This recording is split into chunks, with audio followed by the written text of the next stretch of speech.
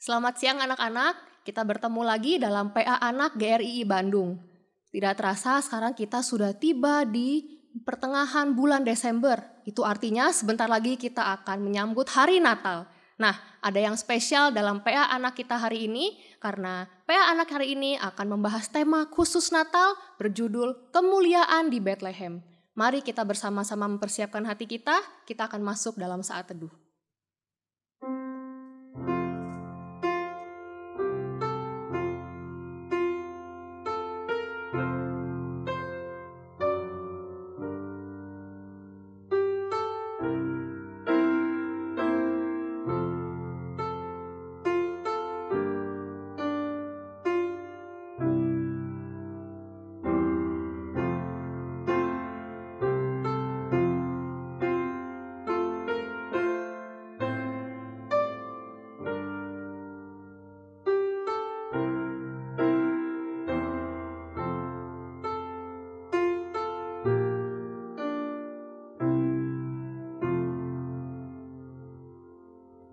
Hari Natal telah tiba, Juru Selamatku lahirlah. Mari kita bersama-sama menyanyikan pujian kita yang pertama, Natal Sesungguhnya. Kita nyanyikan lagu ini 2 kali.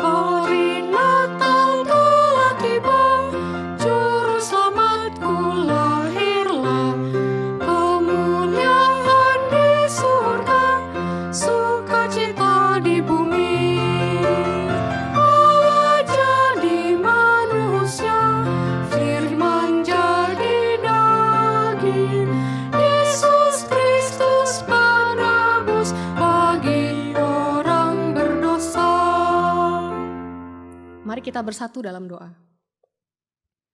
Tuhan, kami tidak mengerti bagaimana kenakalan kami, kejahatan kami tidak mencegah Tuhan mengutus anak-Mu yang tunggal ke dalam dunia. Ajar kami mengerti hal ini ya Tuhan, supaya kami boleh semakin dibentuk, semakin belajar untuk mengasihi Tuhan, sebagaimana selayaknya kami seharusnya mengasihi Tuhan. Tolong kami Tuhan, melalui momen Natal ini kami diingatkan kembali akan cinta kasih Tuhan.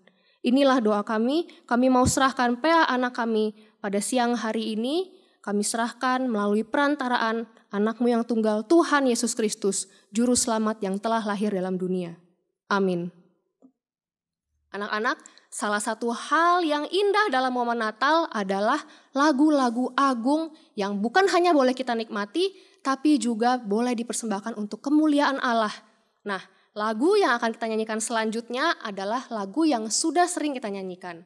Karena itu, mari kita menyanyikan lagu ini dengan penuh sukacita, seperti orang Majus dan Gembala yang boleh menyaksikan kelahiran Raja Bala Surga di Bethlehem.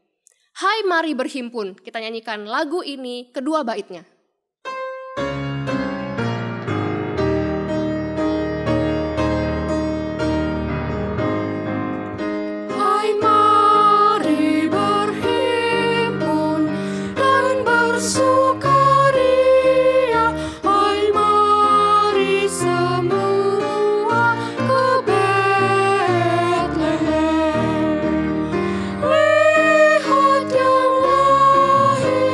Raja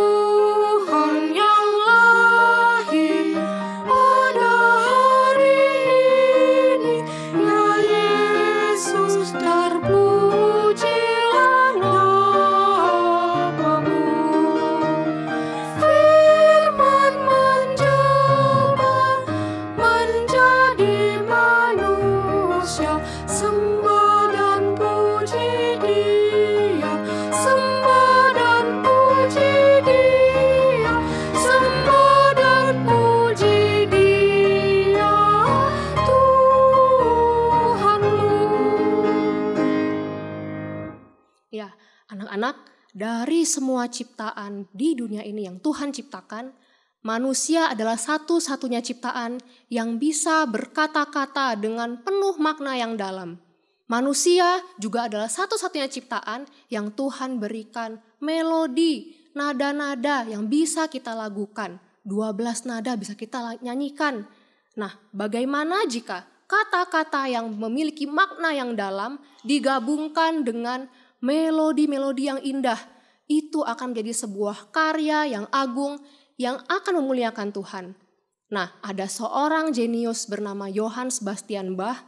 Dia menggabungkan kalimat-kalimat yang dalam dari pujian Maria dengan melodi-melodi yang indah kita dalam sebuah karya Magnificat. Kita akan bersama-sama mendengarkan penjelasan tentang satu bagian dari pujian ini. Tapi sebelumnya mari kita bersama-sama menyanyikan lagu yang ketiga, Pada Tengah Malam Itu. Kita nyanyikan lagu ini kedua baitnya.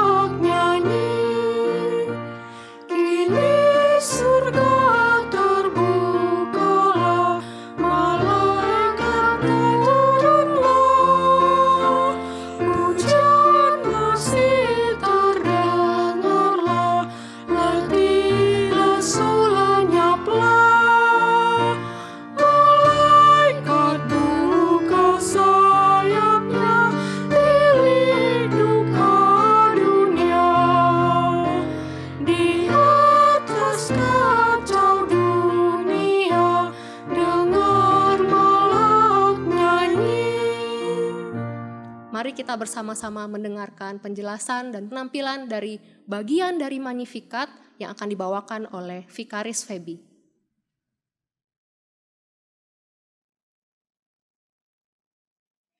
Magnificat adalah salah satu karya terbaik dari Johann Sebastian Bach. Karya ini diambil langsung dari Injil Lukas, pasal 1 ayat 46 sampai 55. Wah, bagian apa itu? Di dalam Injil Lukas itu adalah bagian nyanyian pujian Maria. Sebelumnya Maria itu dijumpai oleh malaikat Gabriel. Malaikat berkata kepada Maria kalimat yang sangat terkenal. Kamu adalah orang yang diberkati Tuhan. Kamu akan melahirkan seorang juru selamat, anak Allah yang maha tinggi. Wah, terus Maria kan ketakutan. Masa sih aku akan melahirkan? Aku kan belum menikah. Tapi kata malaikat, jangan takut Maria, karena Roh Kudus akan menaungi kamu. Kamu juga perlu tahu bahwa saudara kamu Elisabet juga sedang mengandung. Wah, Maria berpikir, Ibu Elisabet saudaraku yang sudah tua itu, padahal katanya mandul, tapi dia sedang mengandung. Wah, dia juga dapat berkat dari Tuhan. Lalu Maria setelah ketemu dengan malaikat, dia buru-buru bungkus barangnya siap-siap. Aku mau berjumpa dengan Ibu Elisabet. Aku mau mengucapkan selamat kepada dia. Dan aku juga ingin menceritakan bahwa aku juga bertemu dengan malaikat seperti dia. Lalu dia mulai pergi menempuh perjalanan dan bertemu dengan Ibu Elisabet. Waktu dia berkata, salam Ibu Elisabet. Wah, tiba-tiba bayi di dalam perut Ibu Elisabet, yaitu Yohanes Pembaptis, dia bergerak-gerak dengan sukacita.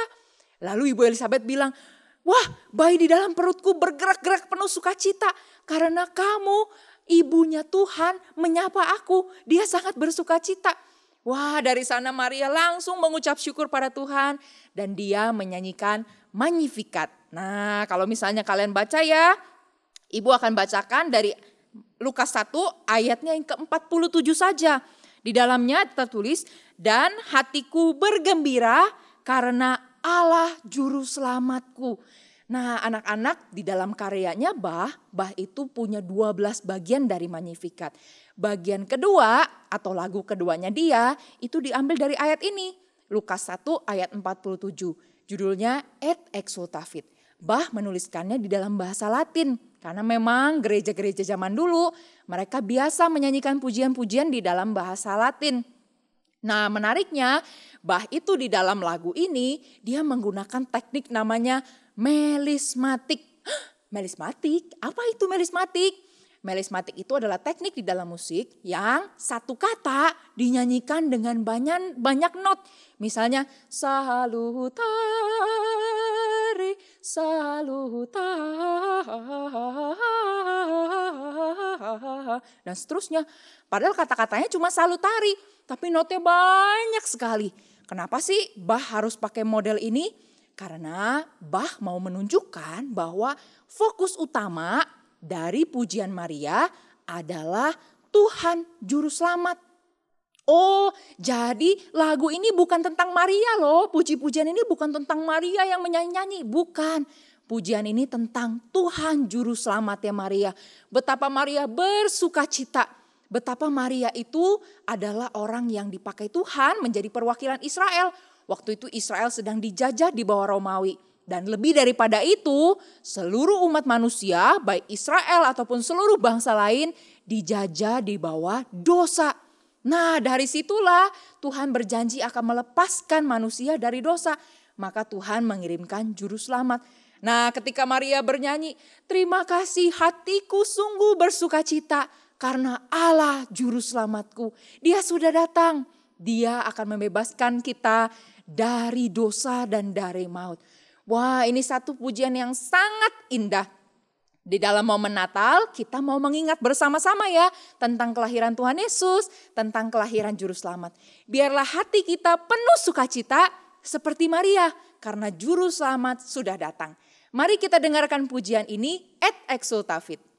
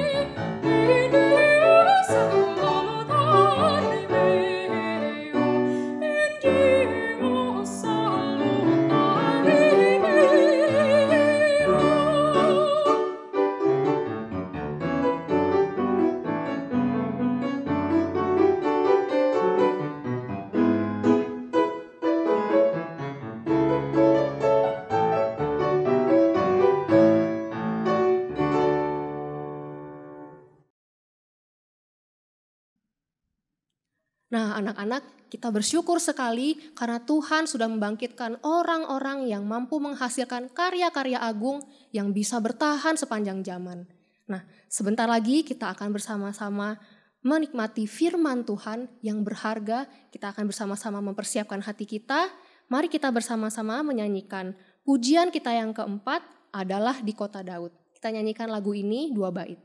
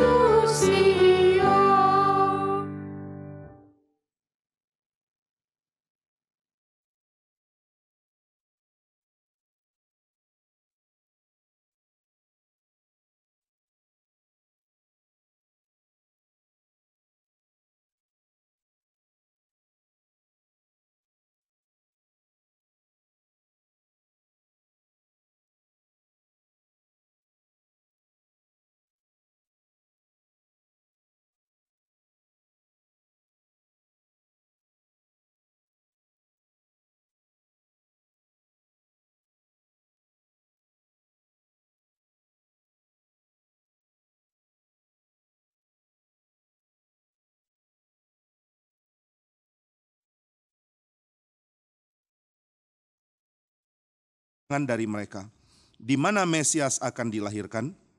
Mereka berkata kepadanya, di Bethlehem di tanah Yudea, karena demikianlah ada tertulis dalam kitab Nabi. Dan engkau Bethlehem tanah Yehuda, engkau sekali-kali bukanlah yang terkecil di antara mereka yang memerintah Yehuda, karena daripada mula akan bangkit seorang pemimpin yang akan menggembalakan umatku Israel. Lalu dengan diam-diam Herodes memanggil orang-orang Majus ini, dan dengan teliti bertanya kepada mereka, bila mana bintang itu nampak? Kemudian ia menyuruh mereka ke Bethlehem, katanya, pergi dan selidikilah dengan seksama hal-hal mengenai anak itu, dan segera sesudah kamu menemukan dia, kabarkanlah kepadaku, supaya aku pun datang menyembah dia. Setelah mendengar kata-kata raja itu, berangkatlah mereka, dan lihatlah, bintang yang mereka lihat di timur itu, mendahului mereka hingga tiba dan berhenti di atas tempat di mana anak itu berada. Ketika mereka melihat bintang itu, sangat bersukacitalah mereka. Maka masuklah mereka ke dalam rumah itu dan melihat anak itu bersama Maria, ibunya, lalu sujud menyembah dia. Mereka pun membuka tempat harta bendanya dan mempersembahkan persembahan kepadanya, yakni emas, kemenyan, dan mur. Dan karena diperingatkan dalam mimpi supaya jangan kembali kepada Herodes, maka pulanglah mereka ke negerinya melalui jalan lain. Anak-anak sekalian, sebelum kita mendengarkan firman, mari kita sama-sama berdoa. Bapa di surga, kami bersyukur untuk Natal yang kami rayakan, sebab di dalamnya kami mengingat kembali kisah kelahiran Kristus.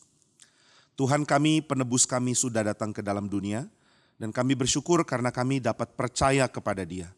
Tuhan yang membimbing kami dan memberikan kami iman sehingga kami percaya kepada Dia. Kiranya Tuhan juga yang rela menuntun kami untuk makin kenal Tuhan Yesus, termasuk melalui kisah Natal pada hari ini. Tuhan, tolong hamba-Mu yang tidak layak, sertai dia dengan roh-Mu dan berikan firman-Mu yang limpah bagi kami semua. Di dalam nama Tuhan Yesus kami berdoa. Amin. Anak-anak sekalian, di sini di Matius 2 ayat 1 sampai 12 dikatakan orang-orang yang menyembah Yesus itu datang juga dari jauh, dari negeri yang jauh di timur, dari negeri di tempat kebudayaan dari sungai Efrat dan sungai Tigris, dari negeri yang jauh, tempat raja-raja dari Asyur, dari Babylon, dari Persia. Wah, siapa orang-orang ini? Mereka adalah orang-orang yang sangat suka pelajari hikmat-hikmat kuno. Jadi kalau mereka kumpul, mereka bawa naskah-naskah kuno. Kami sudah bawa tulisan-tulisan kuno. Dan karena mereka rajin pelajari, jadi mereka tidak cukup melihat hanya naskah-naskah kuno dari daerah mereka sendiri. Wah, kami sudah pernah baca naskah dari daerah kami sendiri. Sekarang kami juga mau tahu naskah dari tempat lain. Jadi mereka baca naskah-naskah yang banyak sekali. Nah, orang-orang Majus ini adalah orang-orang pintar yang sudah mulai tua, yang pengetahuannya banyak sekali. Kalau mereka jalan, mereka pakai baju yang menunjukkan mereka adalah orang ahli. Ahli segala hikmat, ahli segala pengetahuan pada zaman itu. Wah, mereka jalan menuju tempat mereka akan bertemu satu sama lain. Waktu mereka ada di jalan, orang-orang memberikan penghormatan. Orang-orang di daerah Babel hormat kepada mereka. Oh, orang Majus, salam. Salam balik. Orang Majus, senang bertemu. Salam. Wah, senang sekali. Ada anak-anak lihat mereka, anak-anak kaget. Loh, itu siapa? Kok bajunya lain dengan kita? Oh, mereka orang-orang Majus. Orang-orang apa? Orang-orang Majus. Siapa itu? Mereka adalah orang-orang yang hebat. Orang-orang yang pintar. Orang-orang yang selidiki semua pengetahuan. Wah, anak-anak pun kagum sama mereka. Lalu mereka bertemu, mereka akan mulai bicara. Bagaimana? Sudah dapat apa yang kita cari? Wah, ternyata mereka cari sesuatu. Silakan, Bapak Majus, bicara apa yang kau temukan. Orang Majus yang pertama mulai baca. Dia mengatakan, saya melihat satu-satunya harapan bagi bangsa kita adalah kalau ada raja yang berasal dari luar bangsa kita. Wah, orang-orang Majus lain kaget. Oh, rekanku sesama orang Majus, mengapa engkau berkesimpulan begitu? Aku mendapatkannya dari kisah-kisah naskah-naskah tua dari daerah barat. Aku dapat beberapa. Ada yang satu saya dapat dari daerah Syria. Satu saya dapat dari daerah Tirus. Satu saya dapat dari daerah Yerusalem. Oh, Yerusalem. Ya, tapi yang dari Yerusalem saya dapat di perpustakaan besar yang ada di daerah kita. Oh, kok bisa ada di situ? Kemungkinan besar ini dibawa oleh orang-orang Yahudi waktu mereka ada di pembuangan. Wah, menarik ya. Tapi kenapa kamu berpikir raja untuk menolong bangsa kita kok harus dari bangsa lain? Ini ada teks kuno yang mengatakan bahwa tidak ada kerajaan lebih besar dari kerajaan dari Israel. Wah, kamu dapat teks itu dari mana? Ini kami dapat dari perpustakaan kita sendiri. Lihat, yang tulis bukan orang lain, tapi orang bangsa kita sendiri. Wah, yang lain tertarik sekali. Coba-coba lihat, pinjam. Mereka mau lihat, mereka penasaran. Satu-satu mereka baca. Satu-satu semua orang Majus itu baca naskah kuno yang ditemukan oleh rekan mereka. Raja teragung dari daerah Israel. Wah, kok bisa ya? Yang tulis orang kita sendiri? Iya, yang tulis orang kita sendiri. Wah, kok aneh ya? Orang kita harusnya tulis raja terhebat harus dari bangsaku dong. Aku kan orang Babel, harusnya aku yang paling hebat. Semua orang punya sifat egois. Semua orang punya sifat mau menang sendiri. Aku paling jago, bangsaku paling jago, sukuku paling jago, semuanya paling jago. Jadi semua bangsa maunya bangsa sendiri yang paling hebat. Tapi heran, ada orang dari bangsa kita yang tulis mengatakan sesungguhnya raja besar akan muncul dari Israel. Sebab dia disebut Tunas. Tunas? Semua jadi bingung. Apa artinya? Ayo selidiki. Mereka selidiki satu-satu apa arti Tunas. Di mana ada naskah kuno pernah memuat kata Tunas. Mereka kehabisan ide karena mereka cari mereka tidak ketemu. Maka mereka makin seru berdiskusi. Mereka bertemu dari pagi sudah sampai siang. Waktu makan siang pun mereka sibuk baca-bacakan naskah. Sampai tukang masak sudah ketok. Permisi bapak-bapak Majus. Ya. Permisi, boleh masuk? Tunggu, kami lagi sibuk baca. Ini kami bawa makan siangmu. Enggak mau makan, nanti aja. Loh, sudah dimasak bagaimana? Kamu aja yang makan. Banyak begini mana bisa? Ya sudah, simpan di mana saya tidak peduli. Enggak mau makan dulu. Oke. Wah, tukang masaknya bawa lagi makanannya. Sudah sore, masa belum lapar? Dia datang lagi. Permisi bapak-bapak Majus. Saya sudah bawa makanan, mau makan sekarang. Jangan ganggu, kami lagi sibuk. Oke, makanannya diapakan? Makan aja sendiri. Waduh. Saya disuruh makan semua. Oke, saya simpan untuk malam ya. Iya. Oke, sudah malam. Tukang masak datang lagi. Permisi bapak-bapak Majus. Ada apa sih? Ini sudah waktu makan malam. Makan siangnya pun belum dimakan. Mau makan sekarang? Nah, nanti aja. Nanti kapan? Pokoknya nanti, mungkin besok. Besok? Ini bapak-bapak seharian belum makan. Bentar, kami sibuk. Sana, makan sendiri. Waduh, disuruh makan sendiri. Ya sudah, oh mereka sibuk sekali selidiki. Mereka senang, tapi mereka kurang bahan. Selain ini mana lagi tulisan yang mengatakan raja dari Israel? Coba cari, oke. Mereka pergi ke perpustakaan mereka bawa gulungan-gulungan perkamen. Mereka lihat gulungan-gulungan tulisan. Mereka baca-baca naskah kuno, tulisan-tulisan kuno. Wah, ketika mereka selidiki, mereka tidak temukan lagi di mana ada tulisan tentang Raja Israel yang disebut tunas itu. Kenapa tunas ya? Mereka coba tukar pikiran. Menurutmu kenapa dibilang tunas? Oh karena muncul dari pohon yang kecil, dari benih. Ya tapi kenapa dari benih ya? Aduh aku juga gak tahu. Kenapa tunas ya? Coba cari lagi. Maka mereka cari. Lalu satu rekan mereka orang Majus ketemu sesuatu. Wah dia senang sekali. Hei bapak-bapak rekan-rekan Majus. Saya bertemu naskah. Naskah apa? Ini naskah adalah naskah yang dikutip. Wah apa itu naskah yang dikutip? Naskah dikutip artinya tulisan kuno yang diambil dari tulisan kuno yang lain. Jadi penulis tulisan kuno ini baca kitab yang lain lalu dia salin. Oh coba baca apa yang dikatakan. Di sini dikatakan bahwa ada Allah, iya itu kan dewanya Israel ya. Sepertinya begitu. Yang marah sama bangsanya. Bangsanya dihajar seperti pohon ditebang. Wah seperti pohon ditebang. Lalu setelah ditebang masih ada sisa kecil kayu yang tersisa dari pohon itu. Itu juga mesti ditebang. Wih ditebang lagi, iya. Jadi pohon besar ditebang. Kayu yang sisa ditebang. Sudah ditebang hancur. Tidak ada lagi sisa pohon. Wah ini teka-teki. Kalimat-kalimat yang misterius. Apa artinya ya? Kami nggak ngerti. Kami ingin tahu. Orang-orang Majus itu mau belajar. Tapi mereka cuma dapat kutipan tulisan kecil dari naskah kuno. Mereka tidak tahu naskah kuno yang baru ditemukan. Itu dikutip dari kitab Yesaya yang ada di dalam Alkitab kita. Tapi mereka tidak tahu itu. Jadi setelah pohon itu ditebang hancur semua. Akan muncul tunas. Inilah yang akan memerintah. Wah, jadi tunas itu artinya dari pohon besar dihancurkan masih muncul. Berarti ada kejayaan. Wah ini orang-orang Majus mulai berpikir. Saya percaya artinya pohon dalam teks kuno itu. Artinya adalah kejayaan dan kekuatan sebuah bangsa besar. Saya yakin ini bangsa Israel yang dimaksudkan. Karena kutipannya sepertinya dari kitab suci Israel. Oh begitu ya, oke. Jadi pohon ini melambangkan Israel yang kuat. Sepertinya begitu bapak-bapak. Lalu kamu menurut pendapatmu apa lagi? Menurut saya pohon yang kuat ini ditebang berarti Allah mereka marah sama mereka.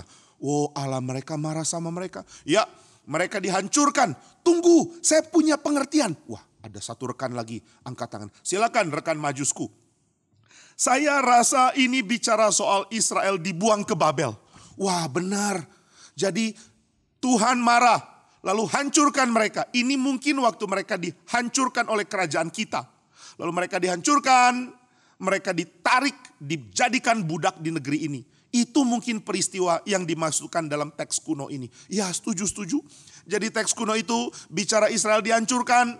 Kemudian mereka dibuang ke Babel. Iya, tapi dikatakan ada tunas akan muncul. Kenapa tunas ya? Tunas itu kan kecil sekali.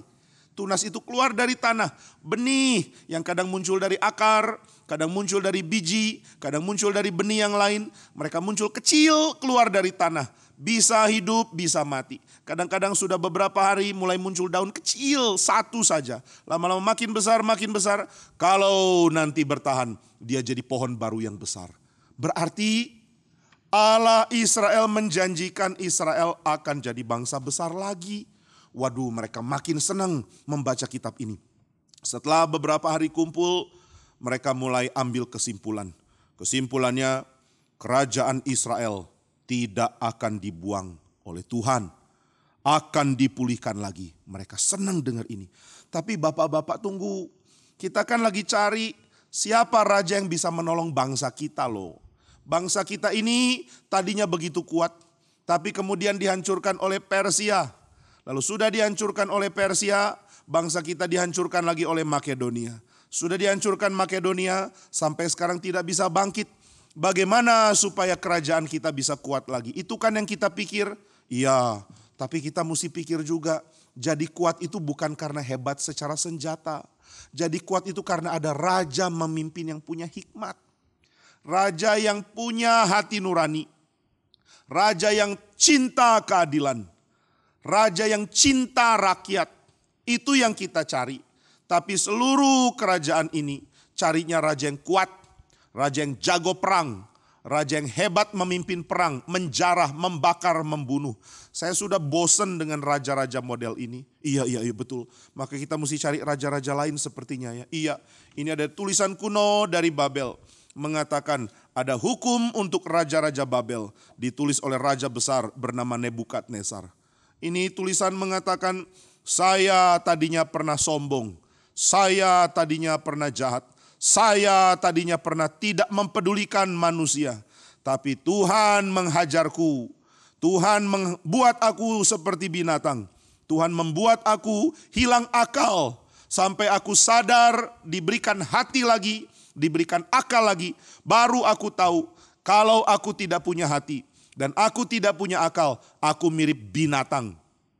Berarti aku harus kembali jadi manusia lagi, yang taat kepada Tuhan, yang cinta kepada manusia, yang mencintai keadilan. Wah, ini Raja Nebukadnezar tulis begitu. Sayangnya tidak ada raja seperti dia yang mau belajar seperti ini di zaman-zaman selanjutnya. Jadi orang-orang Majus ini sedih karena bangsa mereka sendiri tidak ada raja yang bagus. Raja-raja sukanya perang, raja-raja sukanya kuasa. Raja-raja sukanya kelihatan hebat.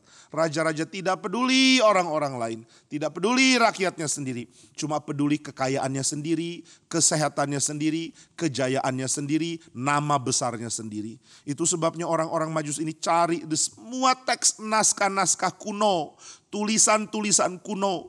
Mana ada raja yang bagus? Adakah kami ingin datang menyembah dan kami mau raja itu jadi hebat dan menolong bangsa kami juga. Maka mereka selidiki. Mereka tidak dapat di mana ada raja yang bagus. Sampai ada buku, tulisan yang mengatakan di Israel akan muncul raja. Mereka makin senang mendengarkan hal ini. Lalu mereka terus selidiki tulisan-tulisan. Satu kali ada rekan mereka dapat tulisan, yaitu mengenai ilmu perbintangan. Orang-orang Majus sangat ahli dalam ilmu perbintangan. Mereka tahu ada banyak budaya di bumi yang bicara soal bintang. Ada yang mengatakan bintang-bintang ini adalah penunjuk untuk hebatnya nasib manusia.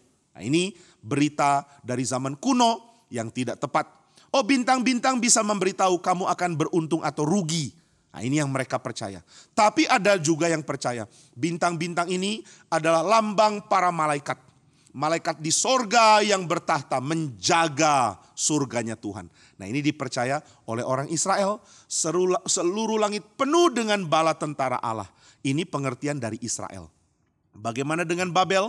Orang Babel belajar semua ilmu perbintangan. Termasuk dari daerah mereka sendiri. Dan mereka kumpulkan, mereka kombinasikan, mereka gabungkan, mereka selidiki. Mereka bikin tulisan baru. Akhirnya mereka jadi ahli perbintangan. Maka satu orang Majus bicara dengan teman-teman yang kumpul di ruangan itu. Teman-temanku, dengarkan saya. Hei, kalian semua coba perhatikan. Kita ini sudah lama kumpul bersama-sama. Banyak dari kita sudah duduk di ruangan ini. Sudah berhari-hari, berbulan, minggu-minggu, berbulan-bulan. Kita terus cari di mana ada raja yang agung. Belum dapat kan? Iya, belum dapat. Bagaimana kalau kita gali lagi dari keahlian kita dari ilmu perbintangan? Kenapa ilmu perbintangan? Kita baca sejarah raja-raja dong. Betul. Tapi kita mau tahu, adakah tanda-tanda di langit tentang ilmu perbintangan yang berbicara tentang raja yang kita cari? Ayo, siapa tahu ada dari teks, dari tulisan-tulisan kuno, dari ilmu perbintangan. Oh iya, oke. Maka mereka selidiki lagi. Dan satu orang rekan bertemu dengan tulisan yang mengatakan, pada waktu 5 bintang besar berjejer. Pada waktu itu raja besar akan lahir. Raja dari tradisi besar. Raja dari takhta kerajaan yang tidak pernah berkesudahan. Wah, teman-teman, kalau ada 5 bintang berjajar katanya, ini adalah tanda raja besar dari satu dinasti yang tidak pernah berhenti akan muncul. Hah? Coba kita selidiki. Kapan 5 bintang besar akan bersatu? Mereka coba lihat tulisan.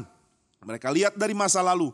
Pernah ada orang mengamati langit dan melihat bintang berjajar. Nah ini tahun berapa? Oh, ini Wah, ini 300 tahun yang lalu, 300 tahun yang lalu. Coba selidiki lagi. Mereka lihat ada lagi tulisan bilang ada 5 bintang berjajar. 5 bintang berjajar. Ini kapan? Ini 200 tahun lalu. Coba cari lagi. Ini kapan? 100 tahun lalu. Ini kapan? Ini persis 100 tahun lalu. Kapan dia lihat bintang berjajar ini? Bintang berjajar ini dia lihat kira-kira di daerah yang sangat jauh yang ada di daerah barat. Lalu ahli ini mengatakan bintang itu muncul di dalam waktu yang dekat dengan waktu kita sekarang. Oh ya? Ayo coba kita amati langit. Sekarang kita tidak di kantor, tidak di ruangan. Sekarang kita semua bertemu di daerah lapangan. Mari kita pergi ke padang. Kita lihat di situ, di padang rumput, lihat ke langit supaya tidak dihalangi oleh apapun. Maka orang-orang Majus ini keluar dari rumah itu. Sampai yang jaga rumah heran. Ini orang-orang Majus makan gak mau, tidur gak mau, sekarang mau keluar. Mereka bisa sakit loh. Tapi mereka pergi, mereka lihat langit ketika senja. Mereka tunggu sampai malam. Adakah tanda 5 bintang berjajar? Wah, mereka lihat ada 1 bintang fajar.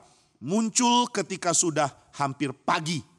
Lalu ada 1 lagi bintang yang jarang terlihat. Sekarang mulai terlihat. Ada 1 lagi bintang tidak pernah terlihat. Saat ini terlihat. Mereka sudah lihat 3 bintang yang unik. 1 bintang fajar.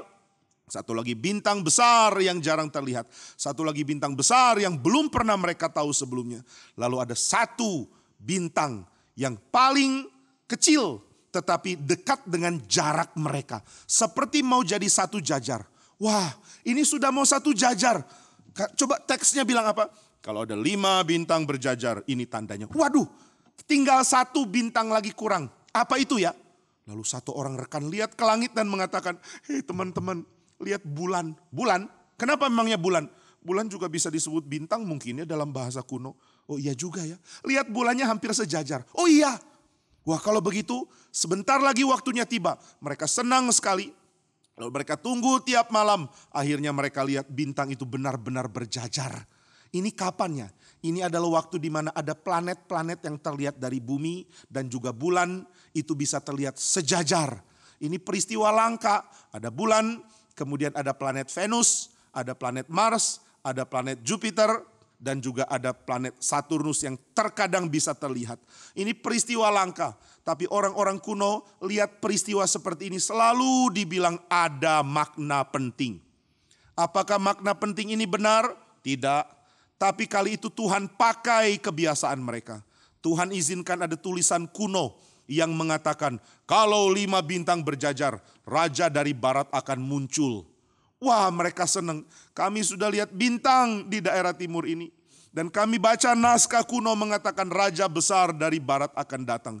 Ayo kita balik ke kantor. Mereka masuk lagi ke kantor, masuk ke rumah. Yang jaga rumah bingung. Oh, bapak-bapak sudah kembali. Mau sarapan? Enggak ada waktu. Enggak mau lagi. Ini bapak-bapak malas makan, makannya kurus-kurus. Nanti mati loh kalau enggak makan. Oh iya, oke. Bawa makanannya, kita sambil makan. Maka mereka makan pagi, lalu mereka diskusi. Apa maksudnya ya rajanya punya tahta yang tidak pernah berhenti? Raja mana yang tahtanya tidak pernah berhenti? Raja Nebukadnezar cuma 3 generasi sudah hilang. Raja-raja besar cuma berapa generasi sudah diganti. Raja-raja besar cuma berapa generasi sudah dibunuh oleh orang lain. Raja jadi raja, lalu anaknya jadi raja, cucunya jadi raja. Habis itu ada orang lain merebut kerajaannya. Jadi di mana ada raja yang keturunannya terus jadi raja? Oh, tunggu, Israel. Masa sih di Israel? Ya di Israel. Sebab di Israel ada raja yang tahtanya tidak pernah putus. Cari, ayo cari teksnya. Mereka bingung cari teks, mereka tidak dapat. Ya sudah, kita minta bantuan. Cari orang Yahudi di daerah Babel ini. Maka mereka cari ada daerah pemukiman orang Yahudi. Mereka senang, mereka datang ke situ. Permisi bapak-bapak, di mana pengajarmu? Ada rabi di sini? Ada bapak-bapak. Rabi ada tinggal di daerah rumah doa dekat ujung rumah doa yang sebentar lagi mau dibikin besar jadi sinagog tempat ibadah orang Yahudi. Oke, kita ke sana. Mereka pergi ke sana, ketemu Rabi. Rabi, beritahu kepada kami raja terbesar. Raja terbesar adalah Daud. Dapat. Berarti siapapun itu, dia keturunan dari Daud, raja Israel. Mari kita pergi. Pergi kemana? Pergi sesuai petunjuk bintang. Pergi ke daerah barat. Mau kemana ke barat? Nggak tahu, pokoknya ke daerah Israel. Mari berangkat. Mereka senang sekali. Maka semua mereka mulai taruh pelana di unta. Lalu mereka taruh barang-barang. Kira-kira bawa apa ya? Bawa perbekalan makanan yang cukup. Mereka bawa perbekalan makanan. Bawa apa lagi? Kita mesti bawa persembahan. Karena 5 bintang sudah berjajar, berarti siapapun yang ditunjuk oleh tulisan kuno benar-benar akan datang. Benar-benar akan lahir. Atau bahkan sudah lahir. Wah, mereka senang sekali. Mari bawa persembahan. Persembahannya apa ya? Kan kita mau raja ini jadi raja yang hebat. Raja yang luar biasa. Raja yang bisa memimpin. Maka kita mesti bawa persembahan yang mirip dengan itu. Oh, saya punya usul, kita bawa emas. Kenapa bawa emas? Ya kan, karena emas itu lambang kemuliaan. Kita mau raja ini mulia supaya bisa bantu kerajaan kita juga. Oke, kita bawa emas. Apalagi ya? Kamu ada usul? Saya pikir kita bawa kemenyan. Kenapa kemenyan? Karena raja yang baik meskipun mulia, dia harus punya hati yang mau tunduk kepada kebenaran. Dia mesti tunduk kepada Tuhan. Dia mesti dengar perkataan dari Tuhan. Dia tidak boleh abaikan. Dia tidak boleh pentingkan diri. Dia tidak boleh hanya mau dirinya jadi hebat. Oh iya, kemenyan kan lambang doa ya. Kita pakai, apalagi sudah cukup. Satu lagi, apa itu? Mur. Kenapa mur? Karena ini lambang hidup. Orang kalau sudah mati diolesi dengan mur, dengan harapan dia bisa bertahan, masuk ke dunia lain tetap hidup. Kenapa ya? Manusia suka hidup karena manusia nggak suka mati. Kenapa nggak suka mati? Karena mati mengerikan. Siapa yang mau mati? Tapi kalau hidup, hidupnya sembarangan, hidupnya penuh dosa, hidupnya penuh cemar, itu hidup mirip mati. Jadi kita tidak mau hidup yang mirip mati. Kita mau hidup yang benar-benar menunjukkan hidup yang baik, hidup yang suci, hidup yang setia kepada Allah, hidup yang taat kepada keadilan. Itu baru hidup. Kita mau raja yang bisa membuat hidup. Kita mau raja yang bikin orang-orang lain hidup. Oke, maka kita bawa mur. Mari kita bawa persembahan ini. Mereka pun naik unta mereka. Biasanya kalau orang dari Mesopotamia mau pergi ke Israel, mereka akan pergi ke utara baru turun ke selatan setelah mereka berjalan dari utara ke arah barat. Kenapa tidak langsung ke arah barat? Karena padang gurun yang berbahaya ada di daerah barat ini. Tapi mereka tidak peduli. Kami mau temui raja. Kami tidak mau kehilangan waktu. Maka mereka pergi dengan unta. Lewati padang gurun yang bahaya. Di padang gurun ada orang-orang yang tinggal tetapi suka merampok. Ada binatang-binatang yang beracun meskipun kecil seperti ular. Kalau digigit ular bisa mati. Kemudian sulit cari air. Kalau kena badai pasir, bahaya bukan main. Tapi orang-orang Majus ini meskipun bukan orang-orang muda, mereka tidak peduli. Mereka ramai-ramai pergi satu rombongan naik unta, menjelajah, pergi ke padang gurun. Kemudian terus jalan sampai bertemu dengan daerah Israel. Ketika mereka sudah letih, sudah berhari-hari pergi, sudah sangat sulit. Mereka lihat, itu dia, itulah Israel. Sudah kelihatan dari jauh. Mari bersemangat. Mereka pergi, lalu mereka melihat sampai di daerah Israel. Mereka bermalam di luar, mereka lihat ke langit. Mana ya tanda bintang? Kita perlu lagi lihat tanda berikut. Di dalam teks kita bilang apa? Kita coba lihat bintang, kita coba selidiki. Tetapi mereka tidak lihat bintang yang berjejer itu. Jadi mereka bingung. Kita sudah sampai sini, terus kemana ya? Ada tanda apa lagi? Tidak ada, cuma dibilang kalau 5 bintang berjejer muncul beberapa kali, maka raja itu sudah lahir. Tapi ini bintangnya tidak kelihatan lagi. Jadi kita tidak bisa lagi dapat tanda-tanda apa. Ya sudah, kan kita sudah tahu ini di Israel. Mari kita datang ke Israel aja. Kemana ya? Ya ke ibu kotanya dong, ke Yerusalem. Kita cari Raja Israel. Siapa Raja Israel? Nggak tahu, kita tanya di sana. Oke, maka mereka jalan, sampailah mereka di kota Yerusalem. Kalau mau pergi ke kota Yerusalem, mendaki karena kota ini terletak di atas bukit. Mereka jalan menanjak. Orang-orang Majus ini menyita perhatian. Semua orang lihat mereka. Kagum. Wah, ini orang dari jauh. Ini orang-orang pintar dari jauh. Mereka jalan, ketemu anak-anak yang juga kagum sama mereka. Oh, bapak-bapak dari mana? Ada anak kecil tanya. Mereka bilang, kami dari jauh. Dari timur. Kami adalah orang-orang Majus. Oh, orang Majus. Orang Majus kerjanya apa ya? Kami pelajari naskah. Naskah. Naskah itu apa? Sama dengan nasi goreng? Bukan. Naskah. Naskah itu apa? Kami nggak ngerti. Naskah itu artinya tulisan penting. tulisan yang lama. Semua tulisan penting disebut naskah. Oh oke, tulisan penting namanya naskah. Baik, terima kasih bapak-bapak Majus. Maka orang-orang ini terus maju, mereka cari istana. Di manakah istana raja kalian? Orang Israel bingung, raja kami siapa ya? Kamu orang Israel masa gak tahu rajamu? Kan gini, kita ini punya banyak bos, punya banyak pemerintah. Ada raja namanya Herodes. Ada wakil Romawi. Ada pemimpin imam. Yang mana yang kamu mau temui? Waduh, ya yang raja kamu siapa? Ya kalau yang namanya raja bener raja ya Herodes. Tapi dia bukan yang paling berkuasa. Yang paling berkuasa Romawi. Yang juga berkuasa imam besar. Jadi mau ketemu siapa? Ya udah raja. Ya udah Herodes. Itu istananya di ujung sana.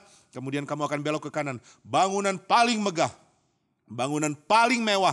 Bangunan paling hebat. Itu istana dia. Oh oke, terima kasih. Maka mereka maju terus ke dalam kota Yerusalem yang ramai. Orang-orang berdagang, ada yang melakukan perdagangan, ada yang sedang bicara satu sama lain, ada yang sibuk sedang berjalan. Dan di mana-mana ada tentara Romawi sedang berjaga. Tentara Romawi berjaga, mereka siap dengan tombak, mereka siap dengan pedang. Karena banyak orang Israel mau berontak. Diam-diam sembunyikan pisau ke dalam jubah. Lalu mendekat ke orang Romawi, tikam orang Romawi sampai mati. Maka mereka mesti jaga baik-baik.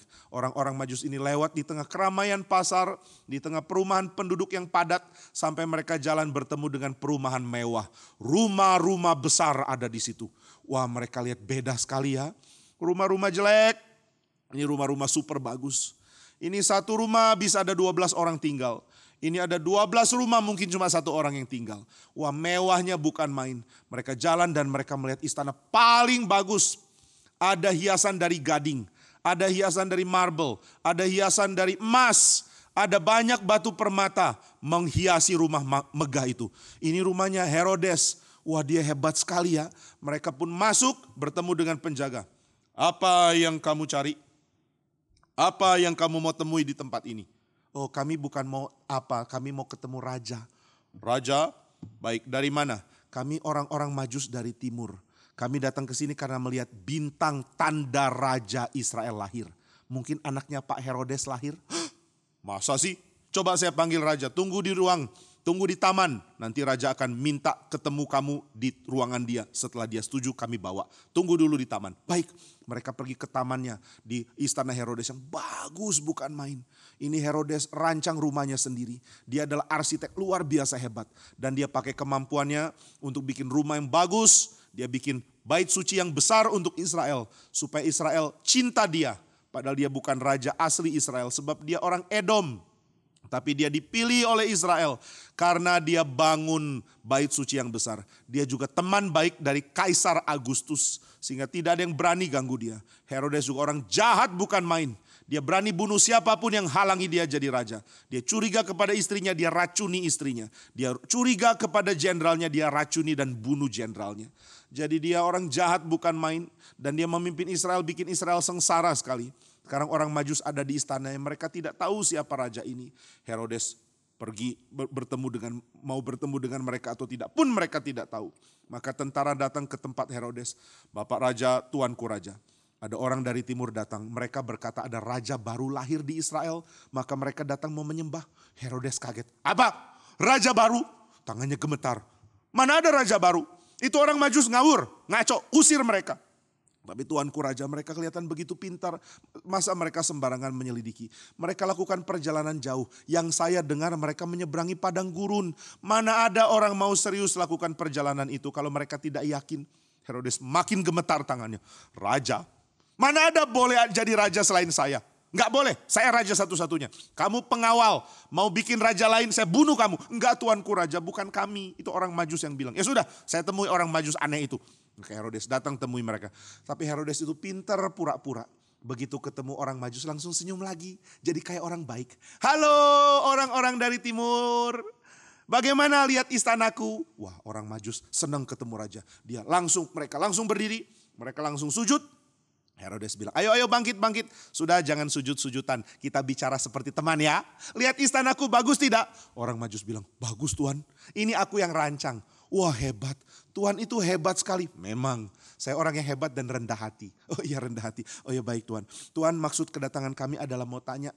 kami dapat tanda bintang di langit. Dan menurut catatan kami, tanda itu adalah tanda raja dari Israel sudah lahir. Di mana ada raja lahir? Mungkin anakmu lahir? Enggak, bukan. Oh, bukan, cucu mungkin? Bukan. Lalu siapa ya kira-kira? Enggak tahu. Ini teks naskah itu bilang apa? Bilang rajanya lahir di Israel. Tandanya adalah bintang. Mana bintangnya? Tadi malam lihat. Tadi malam enggak kelihatan. Lalu bagaimana bisa tahu? Enggak tahu. Makanya mau tanya Anda raja. Raja Israel mau lahir ya. Ya oke. Kita masuk ruangan ya. Saya panggil dulu guru-guru agamaku. Imam-imam yang hebat. Nanti mereka jelaskan di mana kalau benar ada raja bisa lahir. Oke, silakan. Maka setelah orang-orang Majus masuk ke ruangan, muka Herodes berubah. Dari senyum jadi galak lagi. Silakan masuk ya. Raja baru, saya gemetar mau bunuh. Gak boleh ada raja baru. Aku satu-satunya raja. Saya bunuh dia dan keluarganya. Papa mama raja baru ini saya bunuh. Anaknya saya bunuh. Semua teman-temannya saya bunuh. Jahat sekali. Dia gemetar, dia marah. Dia mau bertemu imam. Pengawal, panggilkan imam. Oke. Maka imam-imam dipanggil oleh tentara. Tentara bilang, ayo imam segera datang ke istana Herodes. Herodes mau bicara. Maka mereka pun datang. Kemudian Herodes panggil mereka. Imam-imam, saya dengar ada orang-orang Majus bilang raja Israel lahir. Kalau raja lahir di mana ya? Coba kasih tahu sama orang-orang Majus itu. Baik. Maka imam-imam datang kepada orang Majus dan Herodes temani mereka. Tuan-tuan dari Majus, orang-orang Majus dari timur, maafkan maksud saya orang Majus dari timur. Anda datang ini mau apa ya? Mereka bilang kami mau tahu di mana raja Israel dilahirkan. Adakah naskah kuno mengatakan apa-apa? Oh, naskah kuno kami banyak. Kami punya naskah panjang. Bagus, hebat. Oke, terima kasih. Adakah yang bicara soal raja lahir? Oh banyak. Aduh, yang mana ya? Yang bicara tentang tempat raja lahir. Kami mau ke tempatnya. Oh, ke tempatnya. Oke, kita selidiki. Menurut ada kitab, namanya kitab Mika. Kitab ini mengatakan raja itu akan lahir di Bethlehem.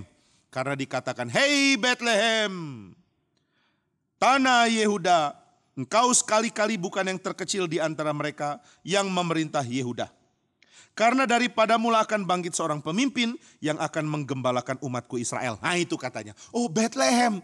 Bethlehem kan di mana ya? Kami dengar-dengar kota Israel seperti Lais. Kami dengar kota seperti Yerusalem. Kami dengar seperti Dekapolis. Itu kota-kota hebat. Tapi kami belum pernah dengar apa tadi? Bethlehem. Maaf, kami orang Majus dari timur belum tahu kota Bethlehem. Itu kota apa ya? Kok kami belum pernah dengar? Wah, imam-imam bilang, bapak-bapak dari Majus masa nggak tahu? Bethlehem itu asal kotanya Isai dan Daud. Raja Daud. Ini raja yang adalah raja terbesar Israel ya? Iya. Dia dari Bethlehem? Iya. Wah, kalau begitu cocok. Mau tahu sejarah Israel? Kami ingin tahu Raja Daud ini jadi raja, lalu anaknya jadi raja enggak? Anaknya jadi raja. Cucunya juga jadi raja. Sampai berapa keturunan? Oh, terus-terusan sampai kita dikalahkan Babel.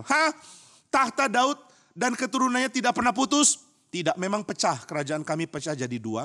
Tapi ya keturunan Daud terus memerintah di selatan. Oh kalau begitu ini rajanya. Orang Maju senang sekali. Hore ketemu. Mereka langsung bersyukur. Mereka bersyukur bersama-sama. Mereka nyanyi lagu-lagu Babel. Oh kami bersyukur sudah bertemu. Sampai Herodes heran. Wah mereka bersyukurnya aneh ya.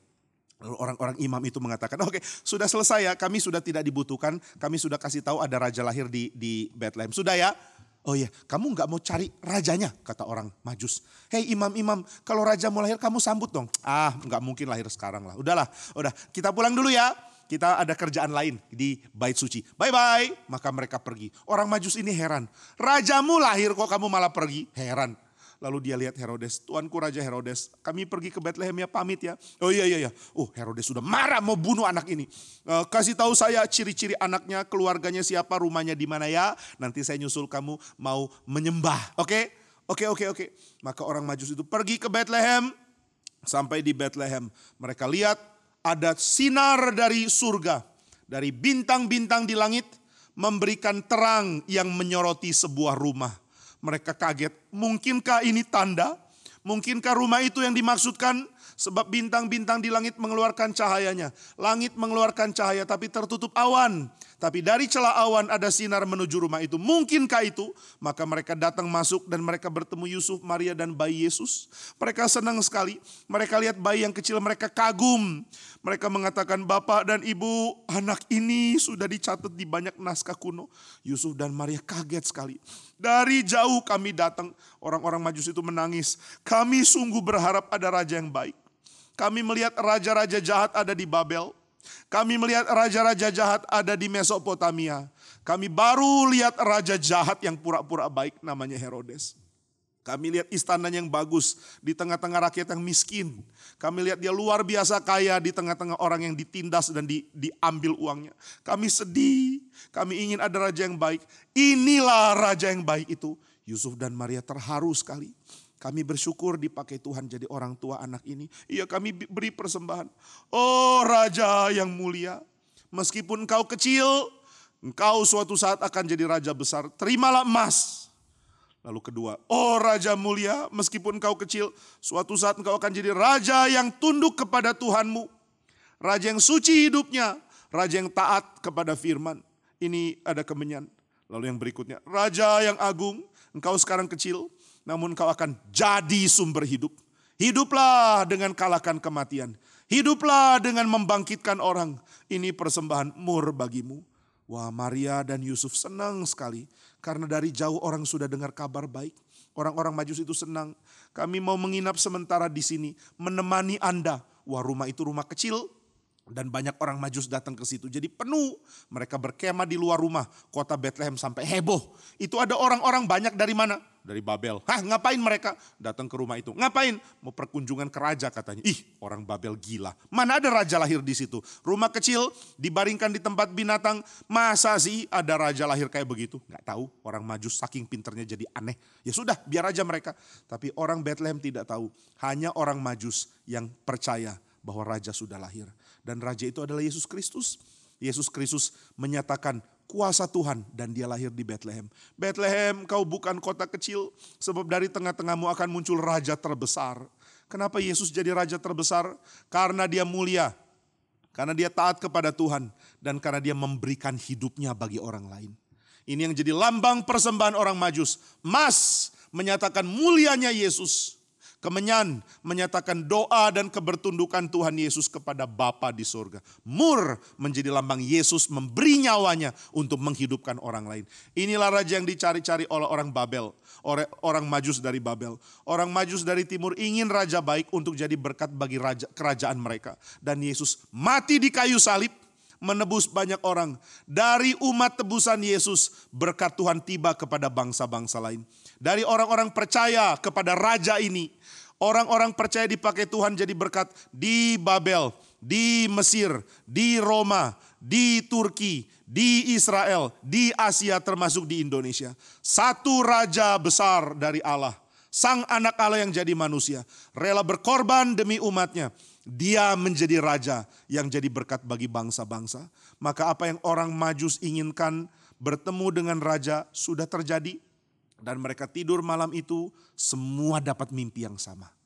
Seorang melihat ke langit, lalu mereka lihat bintang berubah jadi malaikat. Lalu malaikat berseru, jangan kembali ke raja jahat. Anak raja, anak Allah yang jadi raja, yaitu Yesus yang kau sembah.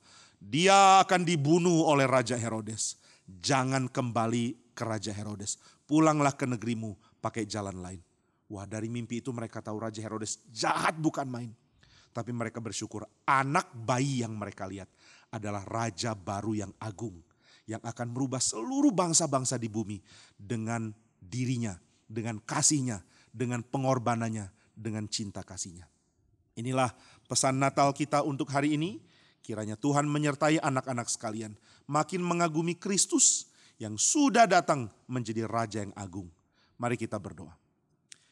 Bapa di surga, kami bersyukur karena kami mengenal Tuhan Yesus. Dan kami makin kagum karena kami mengenal tentang pekerjaan Dia.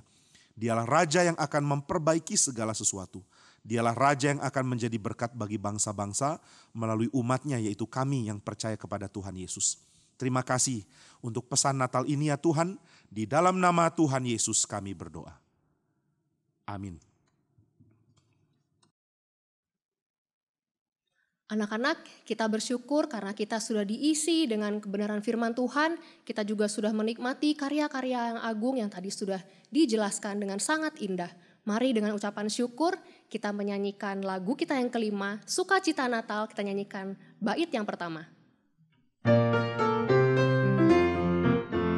Sukacita hadir dalam dunia, Kristus yang dinanti telah lahirlah. Isi surga bersorak bergembira, dunia yang gelap teranglah. Allah menjadi manusia, lahirnya di Betlehem. Bumi seolah tak berdemi, Allah surga memuji.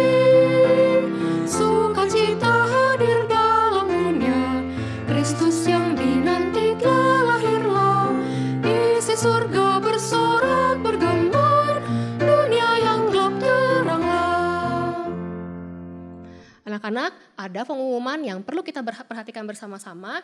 Yang pertama, PA anak kita pada tahun ini sampai di sini, dan kita akan memulai PA anak kita kembali di tahun depan, tahun 2023, tepatnya di tanggal 14 Januari. Nah, kalau begitu selama liburan kami ngapain? Anak-anak bisa menyaksikan seri-seri panggung boneka yang bisa anak-anak cari di playlist YouTube GRII Bandung. Kita akan di sana, Gary dan Reva akan memperkenalkan berbagai seri mengenai tokoh sejarah gereja, komposer-komposer agung, lukisan-lukisan agung, lagu Natal, misionaris-misionaris di Indonesia, sastrawan dan karya-karya literatur yang agung, serta seri lagu Paskah.